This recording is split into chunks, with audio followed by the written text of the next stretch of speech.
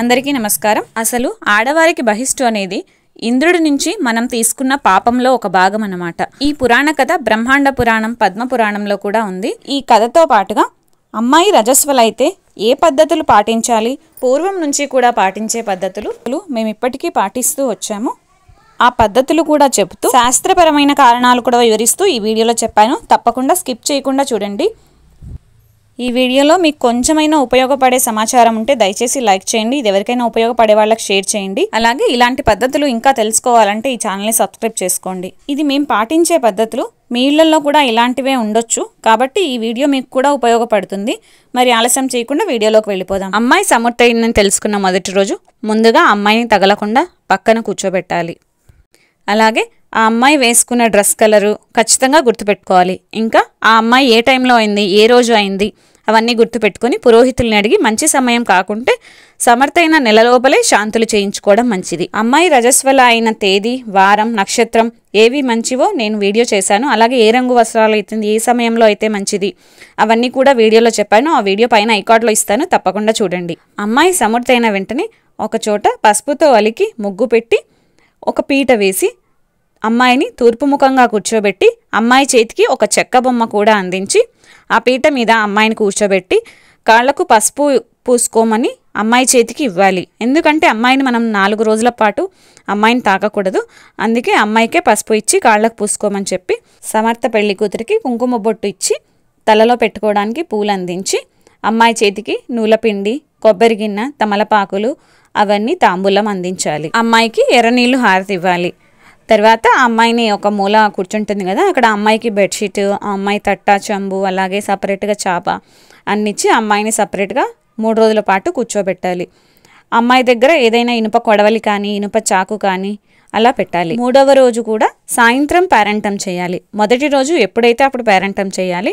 3వ రోజు సాయంత్రం, అలాగే 5 పేరంటాలు చేస్తారో అవన్నీ సాయంత్రం పూటే చేయాలి. హారతి ఎవరు ఇవ్వాలి అని డౌట్ వస్తుంది కదా. హారతి తల్లి, అలాగే ఇంట్లో ఎవరైనా ముత్తైదవులు ఉంటే వాళ్ళు ఇవ్వచ్చు, లేదా ఆ అమ్మాయికి అక్కో చెల్లో ఉంటారు కదా వాళ్ళైనా హారతి ఇవ్వచ్చు, లేదా మేనత్త దగ్గరలో ఉంటే మేనత్త వచ్చి హారతి ఇచ్చినా ఇంకా మంచిదే.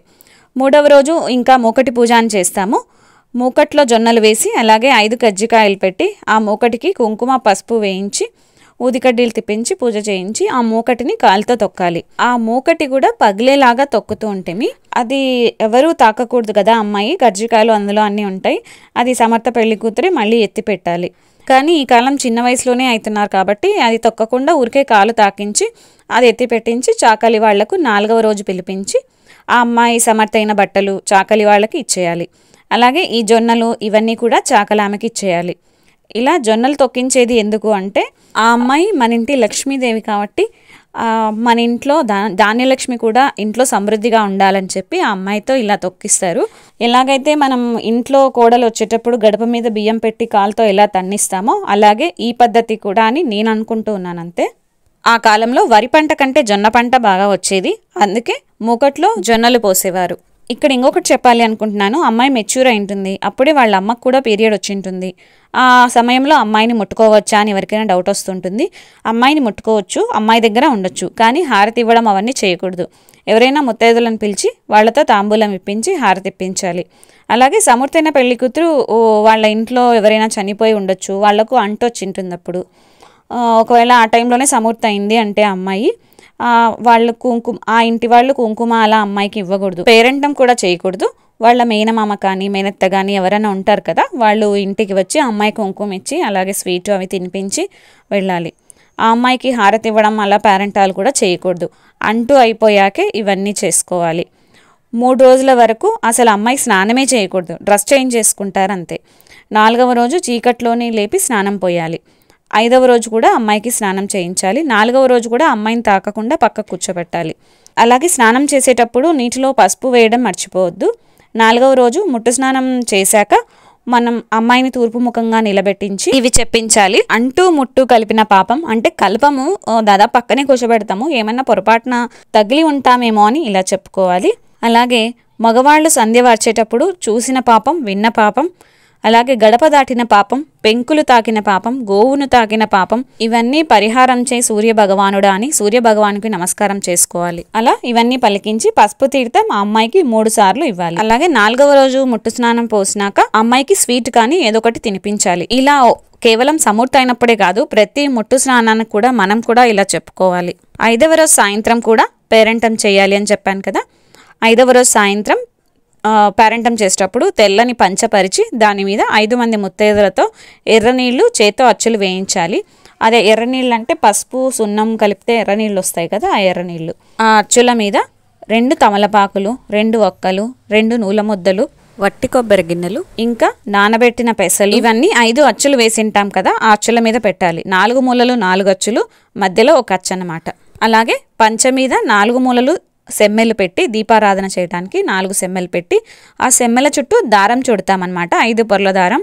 అది 5 మంది ముత్తైదులైనా కట్టొచ్చు, లేదా 2 ముత్తైదులైనా కట్టొచ్చు. పంచ మధ్యలో కుర్చీ వేసి ఆ అమ్మాయిని నిదానంగా దారాలు దాటి లోపలికి కూర్చోమనాలి. అలాగే ఆ అమ్మాయి చెక్క బొమ్మ కూడా పట్టుకొని కూర్చోవాలి.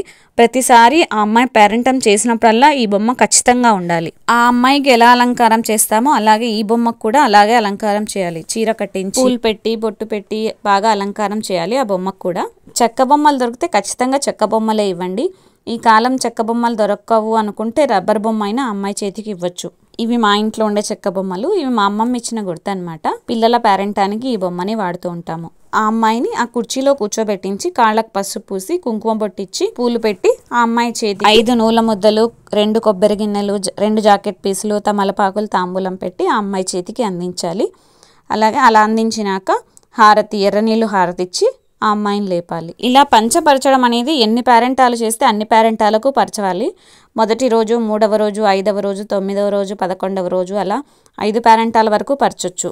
కానీ ఈ కాలం చిన్న వయసులోనే పిల్లలు అవుతున్నారు కాబట్టి అవన్నీ వాళ్ళే ముట్టుకొని వాళ్ళే తీయాలి కాబట్టి తీయలేరు. అందుకే ఈ కాలం కొంచెం మార్పు వచ్చి పీట మీద కూర్చోబెట్టి హారతిస్తున్నారు. మనం ఒక్కసారి ఏ పంచె పరుస్తామో అదే 5 పేరెంటాలకు పరచాలి. మొదటి రోజు పరిచిన పంచె చాకలమ్మకిచ్చి అది ఉతుక్కోమని వచ్చి 3వ రోజు కూడా అదే పరచాలి. అలాగే అదే పంచెని ఎన్ని పేరెంటాలు చేస్తామో అన్ని పేరెంటాల వరకు పరచాలి. ఇక్కడ ఒక విషయం చెప్పడం మర్చిపోయాను. కొత్త పంచెనే పరచాలి, అది కూడా తెల్ల పంచె పరచాలి. ఇలా 5 పేరెంటాలు చేస్తారు కదా, చివరి పేరెంటం చాలా ఘనంగా చేసుకుంటారు.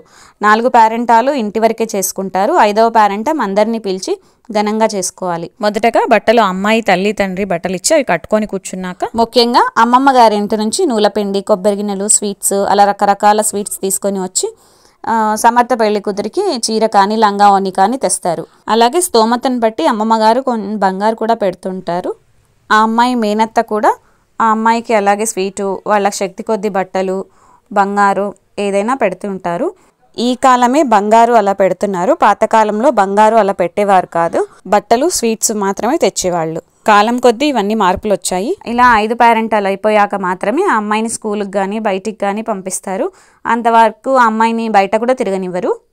కానీ ఇప్పటి కాలంలో 5 పేరెంటాలు చేసే వరకు పిల్లలు ఉండలేరు, వాళ్ళకి స్కూల్స్ మిస్ అవుతారు. కనీసం 3 పేరెంటాలన్నా చేసి పిల్లల్ని బయటికి పంపిస్తూ ఉంటారు. ఇక్కడ ఒకటి చెప్పడం మర్చిపోయాను. చివరి పేరెంటం చేసే రోజు మంచి సమయం చూసి చేసుకోవాలి. ఇంకా అమ్మాయికి పెట్టే ఆహారం గురించి చూస్తే చాలా చప్పగా పెట్టాలి. ఉప్పు కారం లేని పదార్థాలే పెట్టాలి.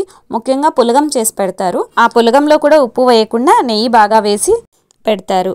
ఇలాగే 3 రోజులు కూడా పులగమే చేసి పెట్టాలి. అలాగే ఈ సమయంలో అమ్మాయికి నువ్వుల పిండి తినిపించడం కూడా చాలా మంచిది. కానీ ఈ కాలం నువ్వుల ముద్ద తినడం వేడి అని అందరూ ఎవరు తినటం లేదు. కానీ రోజు ఒక చిన్న వంట తింటే ఏమీ కాదు కదా. అలాగే ఆ కాలంలో పేరెంటాలు చేసిన రోజల్లా సమర్థ పెళ్లి కూతురికి వేషాలు వేసేవారంట. ఒకరోజు లక్ష్మీదేవి వేషం, ఒకరోజు పార్వతీదేవి వేషం, ఒకరోజు సరస్వతీదేవి అలా వేషాలు వేసేవారు. ఇక్కడ ఒక విషయం చెప్పడం మర్చిపోయాను. సమర్థ పెళ్లి కూతురికి కాలికి చేతికి ఎప్పుడూ కాటిక బొట్టు పెట్టి ఉంచండి. అలాగే సమర్థ అయిన రోజు నుంచి 16 రోజుల వరకు పొరక చాట కూడా ముట్టుకోకూడదు. అలాగే ఈ కాలం వారికి బహిష్టు అయినప్పుడు పూజలు చేసుకోకూడదు. ఎందుకు చేసుకోకూడదు అని అనుమానం వస్తుంటుంది.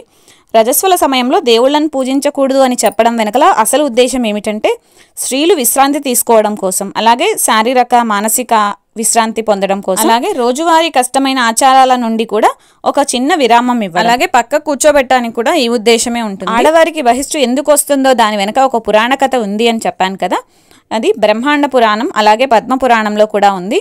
ఒకసారి దేవతలు తమ యజ్ఞ కార్యక్రమానికి త్వష్ట మహర్షి కుమారుడైన విశ్వరూపుణ్ణి పురోహితుడిగా నియమించుకున్నారు.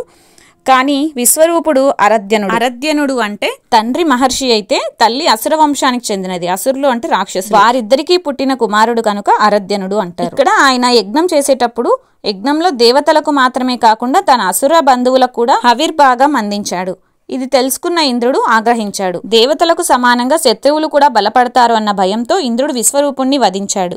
తన కుమారుడిని చంపేశాడని కోపంతో త్వష్ట మహర్షి ఒక ఘోర యజ్ఞం చేశాడు. ఆ యజ్ఞం నుంచి జన్మించిన వాడు వృత్రాసురుడు. త్వష్టుడు మంత్రంలో ఉచ్చారణ చిన్న పొరపాటు చేయటంతో వృత్రాసురుడు ఇంద్రునిచే వధింపబడేవాడిగా మారాడు. వృత్రాసురుడు దేవతలకు భయంకర శత్రువుగా మారాడు. ఘోర యుద్ధం జరిగింది. చివరికి ఇంద్రుడు వజ్రాయుధంతో వృత్రాసురుణ్ణి సంహరించాడు. కానీ ఇంద్రుడికి బ్రహ్మహత్యా దోషం అంటుకుంది. బ్రహ్మహత్యా దోషం అంటే భయంకరమైంది. ఇంద్రుడు దాన్ని భరించలేక దేవతల సలహాతో ఆ పాపాన్ని 4 భాగాలుగా పంచి వదిలేశాడు. ప్రతి ఒక్కరూ ఆ పాపాన్ని భరించడానికి ప్రతిగా ఒక ప్రత్యేక వరం పొందారు. భూమి ఒక భాగాన్ని తీసుకుంది. అందుకే భూమిపై గుంతలు పగుళ్లు వస్తాయి. ప్రతిఫలంగా పంటలు ఇచ్చే శక్తి లభించింది. వృక్షాలు ఒక భాగాన్ని తీసుకున్నాయి.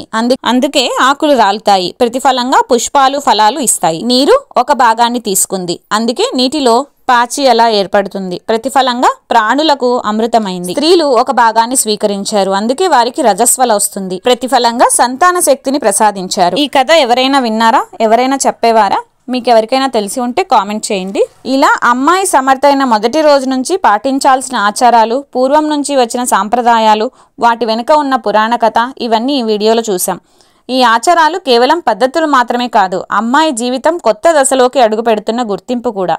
శరీర శాస్త్రపరంగా, ఆధ్యాత్మికంగా, కుటుంబ సాంప్రదాయాల పరంగా ఇవన్నీ గొప్ప ప్రాధాన్యం కలిగినవే.